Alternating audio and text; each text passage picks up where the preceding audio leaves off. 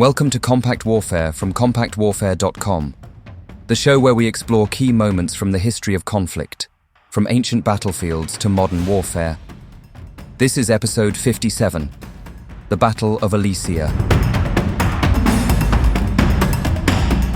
Some battles decide the fate of armies, others shape the destiny of nations.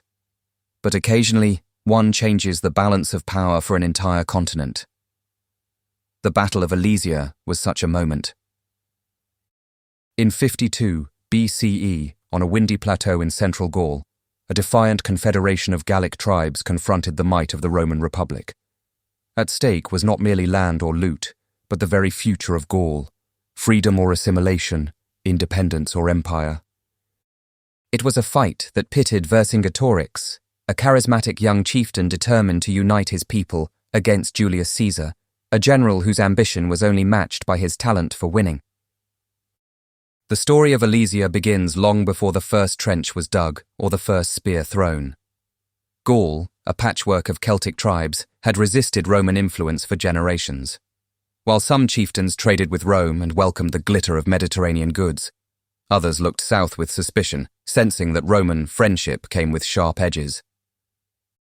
Julius Caesar saw Gaul not merely as a frontier, but as a ladder. A brilliant politician hungry for power, he became governor of the Roman provinces bordering Gaul. With legions under his command, he launched a stunning series of campaigns beginning in 58 BCE. Tribe by tribe, river by river, the Romans pushed further, using steel and strategy to dominate a region Rome had long coveted. Caesar wrote dispatches back to Rome describing his victories in glowing detail. The public adored him. The Senate felt increasingly uneasy. Success in Gaul fed Caesar's reputation, and reputation in the late Republic was currency, the kind that could buy the highest office. Not all Gauls submitted quietly. Rebellions flickered, negotiations faltered, and resentment simmered beneath the outward calm. In 52 BCE, the pressure finally exploded. Vercingetorix, whose name roughly translates to Great Warrior King, emerged as the leader of a united Gallic revolt. Charismatic, eloquent, and unusually strategic, he persuaded rival tribes to set aside old grudges for a greater cause. Under his leadership, Gaul struck back, burning Roman towns and harassing supply lines. Caesar suddenly found himself facing a coordinated enemy determined to drive Rome out forever. Their confrontation reached a turning point at Gergovia, where Vercingetorix defeated Caesar, a rare humiliation that sent shockwaves through Rome. Caesar, normally invincible on the battlefield, appeared cornered by a force that understood the terrain and tactics of resistance far better than before. Yet, even in retreat, Caesar was not defeated. He regrouped, gathered reinforcements, and waited for his moment. That moment arrived when Vercingetorix made what he believed was a calculated decision. With his army needing space to regroup and resupply, he withdrew to the fortified hilltop town of Alesia. It sat atop a high plateau, surrounded by steep slopes and two rivers, a natural fortress. From there, he could hold off Caesar's pursuit while awaiting reinforcements. But in choosing Alesia, Vercingetorix underestimated just how far Caesar was willing to go to break him. When the Roman legions arrived and surveyed the high walls above, Caesar knew storming the position directly would lead to catastrophic losses. Instead, he chose a strategy that blended patience with merciless efficiency. He would starve the Gauls out. To seal the trap, Caesar ordered the construction of a massive ring of fortifications around Alesia, walls, ramparts, trenches, and watchtowers stretching miles across the countryside. The goal was simple: nobody in, nobody out. This alone would have been an astonishing engineering feat, built under constant threat of attack. But Caesar took the idea further. He realized that a Gallic relief army would surely come. So he built a second ring of defenses, facing outward, to protect the besiegers from those who might try to rescue the besieged. The result was a feat of military architecture that remains jaw-dropping 2 millennia later, a double line of fortifications enclosing an entire army and an entire town. The Gauls in Alesia were trapped like a fist enclosed in a Roman gauntlet. Inside the walls, Vercingetorix watched the Roman defences grow daily. Food dwindled, desperation crept in. Hoping to ration supplies, the Gauls expelled civilians from the city, women, children and elderly, ordered to leave, believing the Romans would show mercy and allow them through. Caesar refused. The people remained stranded in the no-man's land, starving and pleading beneath the walls. It was a horror that neither side wished to claim as their own, but war is governed by necessity, not sympathy. Vercingetorix could not feed them. Caesar would not. As suffering inside Alesia worsened, help finally came.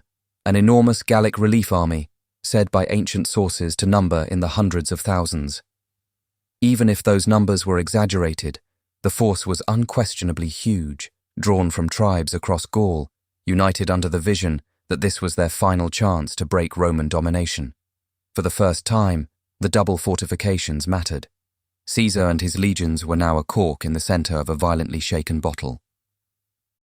The stage was set for a battle fought on two fronts, perhaps the greatest test of command leadership Rome had ever seen. The fighting began with skirmishes, probing attacks designed to test Roman strength. It quickly escalated. The relief army hurled wave after wave of warriors against the Roman outer walls. Inside Alesia, Vercingetorix drove his men forward in synchronized assaults, hammering the inner defences. The Romans were caught between two storms, their lines stretched thin. Dust and battle cries filled the air while signal horns echoed across the valley. Every tack of the sun brought a new surge of violence. Roman discipline held, barely. Siege engines and slingers rained destruction on the approaching Gauls. Cavalry units dashed out from hidden positions, striking where the enemy presses weakened. Caesar himself rode along the lines, visible to his troops, a symbol of resolve. For all his ambition, he was no tent-dwelling armchair general. His presence in armour, under fire, kept morale from cracking. But the Gauls adapted. They aimed not to simply overwhelm the walls, but to find their weakest seam. In one final, enormous push, they struck the northern sector where the Roman defences were lowest, and the slope favoured attackers. Warriors clambered up, hurling spears, axes, and themselves into the fray. The Romans bent under the force. Caesar rushed reinforcements to the breach, fighting personally in the thick of the melee. The battle tipped back and forth, a knife edge poised between empire and freedom. Then came the decisive moment, a cavalry charge led by Caesar's trusted lieutenant, Labienus, who struck the Gallic relief army from the side, just as the Roman infantry surged forward. The Gauls faltered. What had been hope a moment earlier became terror. The relief army broke, fleeing across the plains. Inside Alesia, Vercingetorix saw his last gamble collapse before his eyes. Facing starvation and unwilling to let his people die for an impossible cause, he made a decision that turned defiance into dignity. The next morning, Vercingetorix donned his finest armour, mounted his horse, and rode out of the gates alone. Before Caesar and the Roman Senate envoy, he dismounted, removed his weapons, and laid them at Caesar's feet. It was a gesture heavy with symbolism, the greatest Gallic leader acknowledging a new master. The siege was over. Rome had won. What followed was not triumph, but transformation. Alesia broke the last united resistance to Roman rule in Gaul. Though skirmishes continued, the heart of the rebellion had been crushed. Caesar returned to Rome eventually as the man who had subdued Gaul, a conqueror whose fame would help propel him to absolute power, and, ultimately, into the pages of history as one of its most influential figures. For Gaul, the consequences were profound. Romanization changed culture, religion, language, and identity. Over generations, the Gauls ceased to be Gauls as their world blended into the Roman one. The cities of France today, Lyon, Paris, Bordeaux, owe much to the new architecture and order that Rome imposed. But that does not erase the memory of those who fought against it, especially the man who dared to believe that Gaul could stand unified and free. Vercingetorix spent 6 long years imprisoned in Rome before being executed after Caesar's triumphal parade, a final act in the theatre of conquest. Yet his legacy only grew with time. To later generations, he became a symbol of French resistance. His statue gazing sternly across the land he failed to save but never betrayed. Even Caesar, in his commentaries on the Gallic War, recognized his enemy's rare leadership. Respect, even amidst brutality, left its mark. The Battle of Alesia endures not merely as a military triumph, but as a story of clashing destinies. Rome represented order, expansion, and a belief in superior civilization. Gaul embodied independence, local identity, and the fierce pride of people defending their homeland. On the plains below that fortified hill, one future overcame another. The battlefield today is a peaceful countryside, dotted with farms and trees that have no memory of the blood once spilt there. Archaeologists have uncovered the lines of Roman fortifications, confirming Caesar's boasting was no exaggeration. Museums display artifacts, a spearhead here, a helmet fragment there, each a whisper of the men who fought and fell. And if you stand at dusk on the plateau where Vercingetorix rallied his warriors, the wind still sweeps across the plain as it did 20 centuries ago, as though it carries some echo of the defiance that once shook empires. Alesia reminds us that war is not only measured in victories but in what those victories extinguish. Rome gained power, wealth, and glory. Gaul lost its autonomy but not its soul.